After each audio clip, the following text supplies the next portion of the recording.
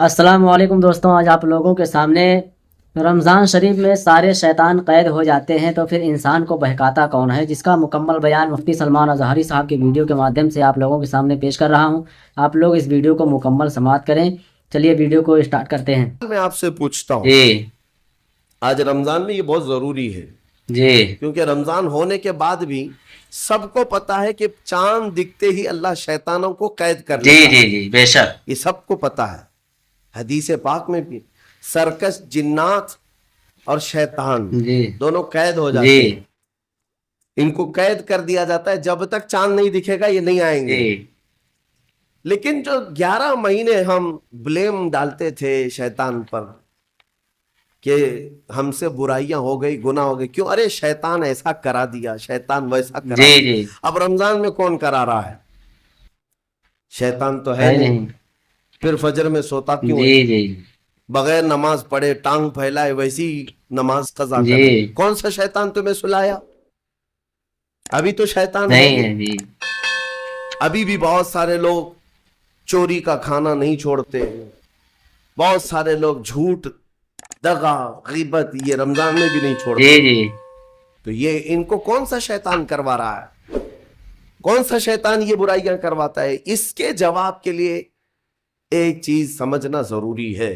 جی یہ بات تو مشہور ہے کہ ساری برائیاں شیطان کرواتا ہے، جی ابلیس جی جی کرواتا جی ہے جی نا؟ جی بالکل لیکن آپ کو وہ واقعہ معلوم ہے جب آدم علیہ السلام کو اللہ تعالیٰ نے پیدا کیا جی اور سارے فرشتوں سے کہا کہ سجدہ کرو؟ کل ہی کی تفسیر میں نے عرض کیا، اس میں ابلیس بھی تھا۔ ابلیس بھی اس وقت بہکا ہوا نہیں تھا، گمراہ نہیں جی تھا، جی وہ اچھا جی تھا۔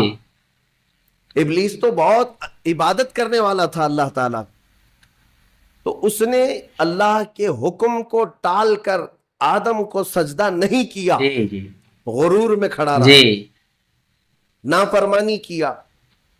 تو اب میں یہ سوال کرتا ہوں کہ ہر ایک کو گمراہ کرنے والا شیطان ہے، تو شیطان کو کس نے گمراہ کیا تھا؟ جی جی اس کو کس نے روکا سجدہ مت کرنا آدم کو؟ جی کوئی ہے بہکانے والا؟ نہیں ارے وہ تو پہلا ابلیس ہے، اس سے پہلے تو کوئی تھا ابلیس ہی تھا ہی نہیں۔ نہیں، جی جی اس سے پہلے تو کوئی شیطان تھا ہی نہیں۔ شیطان کو کس نے روکا کہ تو بڑا ہے، تو بلند ذات والا ہے، آدم مٹی سے بنا ہے؟ یہ خیال کس نے ڈالا؟ کون سا شیطان تھا اس سے پہلے؟ یہی بات سمجھنے کی ہے۔ محدثین نے مفسرین نے فرمایا ابلیس کو جس چیز نے سجدہ کرنے سے روکا وہ نفس امارہ ہے، جی وہ نفس نفس ہے ہمارا ہے۔ جو آج بھی تمہارے ساتھ ہے۔ ہاں شیطان تو قید ہو جاتا ہے رمضان کے شروع ہوتے ہی، لیکن نفس تو ساتھ میں رہتا ہے۔ اب پتا چلا کہ رمضان میں جو کچھ بھی غلطیاں یا کوتاہیاں یا گناہ کچھ لوگوں سے سرزد ہوتے ہیں تو یہ نفس کے پجاری ہیں، نفس ان کے ساتھ ہے، یہ نفس کی غلامی میں آ گئے اور نفس کے شکار ہو گئے۔ اسی لیے قرآن میں اللہ تعالیٰ نے اپنے رسول سے بھی یہ فرمایا اَرَأَيْتَ مَنِ اتَّخَذَ إِلَٰهَهُ هَوَاهُ أَفَأَنْتَ تَكُونُ عَلَيْهِ وَكِيلًا۔ اے رسول کیا آپ نہیں دیکھتے کچھ لوگ ایسے ہیں جنہوں نے اپنے نفسانی خواہشات کو اپنا خدا بنا لیا ہے، اپنی خواہشات کو اپنا خدا بنا لیا ہے۔ اے رسول کیا آپ ایسوں کی سفارش کریں گے، ایسے لوگوں کی وکالت کریں گے؟ یعنی رب تبارک و تعالیٰ نے یہ فرمایا کچھ لوگ وہ ہیں جو اپنی خواہشات کی پوجا میں ہیں۔ کیا مطلب خواہشات کی پوجا؟ کیا مطلب ہے اپنے خواہشات کے پیچھے چلنا؟ مطلب یہی ہے کہ جو دل میں آیا اس بندے نے یہ سوچ لیا اسے کرنا ہی ہے مجھے، یہ خواہشات کے پیچھے چل رہا ہے۔ ہاں تمہیں آرام کی فکر ہوئی، تم نے خدا کے فرمان کو ٹال دیا لیکن اپنی نفس کی سن لیا۔ اللہ تبارک و تعالیٰ کا حکم کچھ اور ہے لیکن تمہاری طبیعت کچھ اور چاہ رہی ہے۔ رب تبارک و تعالیٰ کا حکم تھا صبح صبح تمہیں اپنے گھر بلا رہا تھا، لیکن تم نے اس کی نہیں سنی، اپنے من کی سنی، اپنے نفس کی۔ تو یہی تو ہوا نفس کی پوجا، یہی ہے نفس کی عبادت، نفس کی پرستش، جس کو قرآن میں کہا گیا ہے کہ کچھ لوگ ایسے ہیں جنہوں نے اپنی خواہشات کو خدا بنا لیا۔ جی جی یہ نفس امارہ جس کے بھی اوپر حاوی ہو جاتا ہے، اچھے اچھوں کو یہ ان کا تقوی بھسم کر دیتا ہے، ایمان سے بھی دور کر جاتا ہے۔ اس لیے میرے عزیزوں، میں جو عرض کرنے جا رہا ہوں وہ یہ ہے کہ ہمارے لیے زندگی میں سب سے بڑا چیلنج اپنے نفس امارہ سے لڑنا۔ جی آپ کو پتا ہے رسول پاک صلی اللہ تعالی علیہ وسلم ایک جہاد سے جب واپس مدینے تشریف لا رہے تھے، وہ جہاد بہت سخت تھا، صحابہ زخمی تھے، بہت گھمسان کی لڑائی ہوئی تھی، لیکن جب واپس مدینے آ رہے تھے تو میرے آقا نے ایک جملہ فرمایا تھا، رجعنا من الجہاد الاصغر الى الجہاد الاکبر۔ اے میرے صحابہ، ہم چھوٹے جہاد سے بڑے جہاد کی طرف جا رہے ہیں۔ صحابہ نے پوچھا اس سے بڑا جہاد اب کون سا ہے یا رسول اللہ؟ میرے آقا صلی اللہ علیہ وسلم فرماتے ہیں، اے میرے صحابہ، اپنے نفس سے لڑنا اب یہ بڑا جہاد ہے، نفس سے لڑنا بڑا جہاد ہے۔ میرے عزیزوں، یہ خواہشات کو ہی ختم کرنا ہو، اس نفس کو اگر کنٹرول میں لانا ہو تو کیا کرو؟ نفس امارہ سب کے پاس ہے۔ قرآن میں مولا فرماتا ہے وَمَا أُبَرِّئُ نَفْسِي إِنَّ النَّفْسَ لَأَمَّارَةٌ بِالسُّوءِ إِلَّا مَا رَحِمَ رَبِّي۔ کوئی اپنے نفس سے بچ نہیں پائے گا سوائے وہ شخص جس پر میرا رب رحم فرمائے۔ جی جی جی اللہ کا رحم جس پر ہو گیا وہ اپنے نفس سے بچ جائے گا۔ بے شک سبحان اللہ۔ میں آپ کو ایک دعا بتاتا ہوں، حضور پاک صلی اللہ علیہ وسلم اگر دعا کرتے تھے تو اس سے آپ کو اندازہ ہو جائے گا کہ یہ کتنی امپورٹنٹ چیز میں آپ کے سامنے کہہ جا رہا ہوں۔ کون سی؟ حضور جب دعا کرتے تھے تو یوں کہتے تھے اللہ کی بارگاہ میں، اللہم لا تکلنی الی نفسی طرفت عین۔ اے اللہ تو مجھے میرے نفس کے حوالے ایک منٹ کے لیے بھی مت دینا، تو اپنی حفاظت میں رکھ۔ حضور جب یہ دعا کرتے تھے کہ مجھے میرے نفس کے حوالے ایک منٹ کے لیے، طرفت عین کہتے ہیں پلک جھپکنے کے برابر، اتنے ٹائم کے لیے بھی اے اللہ تو مجھے میرے نفس کے حوالے مت کرنا، تو اپنی حفاظت میں رکھ۔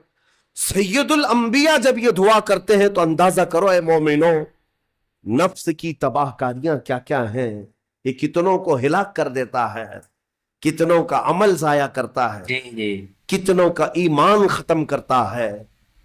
اب میں جو بات کہہ رہا ہوں وہ یہ توجہ سے سنو، یہ نفس امارہ جس نے شیطان کو بھی گمراہ کیا، شیطان کو بھی بہکا دیا، یہ نفس آدم کو سجدہ نہ کرنے کا جو غرور پیدا کیا یہی نفس امارہ تھا۔ اس نفس امارہ کو اگر کوئی کنٹرول کرا سکتا ہے تو وہ ماہ رمضان المبارک۔ واہ واہ واہ، سبحان اللہ سبحان اللہ۔ یہی ہے رمضان کی فضیلت۔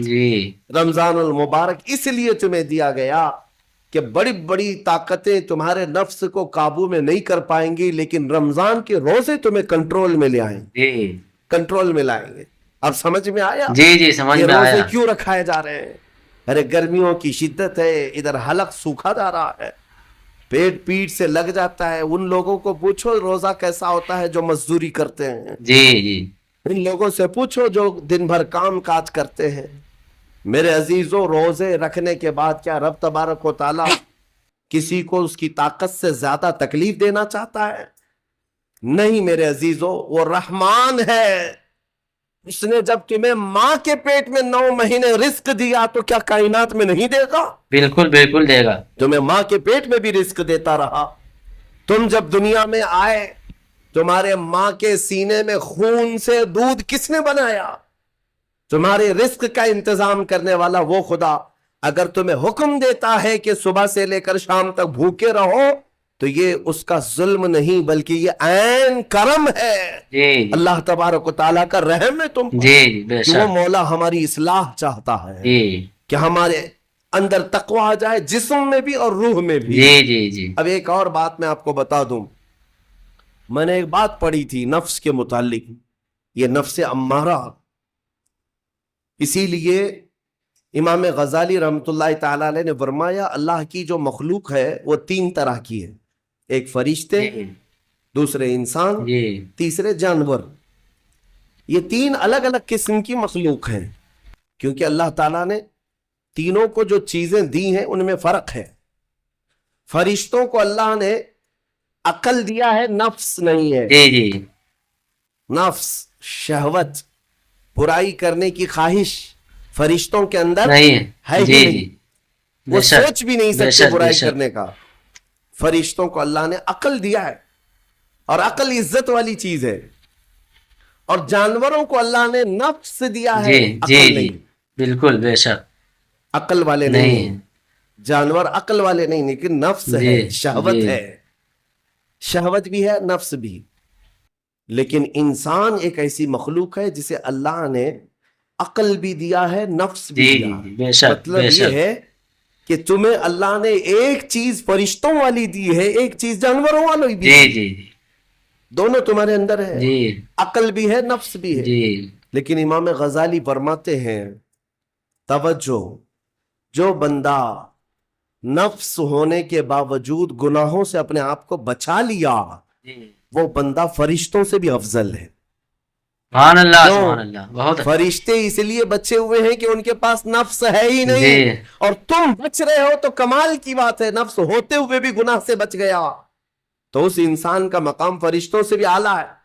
लेकिन साथ ही इमाम गजाली ये भी फरमाते हैं, अकल होने के बावजूद अगर गुनाहों से नहीं बचता तो फिर वो जानवरों से ज्यादा जलील है, जी जी कुत्ते और खिंजीर से भी गया गुजरा है। जी क्योंकि जानवर तो बेचारा माजूर है, उसे अकल नहीं है, नफ्स है। तुम्हारे पास अकल है, उसके बावजूद हराम कारियां कर रहे हो, तो जानवरों से ज्यादा गिर गए। फैसला तुम्हारे हाथ में है कि तुम कौन सी जिंदगी गुजारना चाहते हो, बेशक कौन बेशक सी, कि तुम नफ्स के पुजारी बन जाओ या अकल का सही इस्तेमाल करके फरिश्तों वाली सिफात पर अमल करो। जी। दोस्तों आप लोगों से गुजारिश है कि पूरी वीडियो देखने के बाद लाइक कमेंट ज़रूर किया करें, इससे हमारी वीडियो को बूस्ट मिलता है और तेज़ी से आगे बढ़ती है। और अल्लाह ताला से दुआ है कि मुफ्ती साहब के इस बयान पर हम सब लोगों को सही अमल करने की तौफीक अता फरमाए। आप लोग कमेंट में आमीन ज़रूर लिखें। अस्सलामु अलैकुम।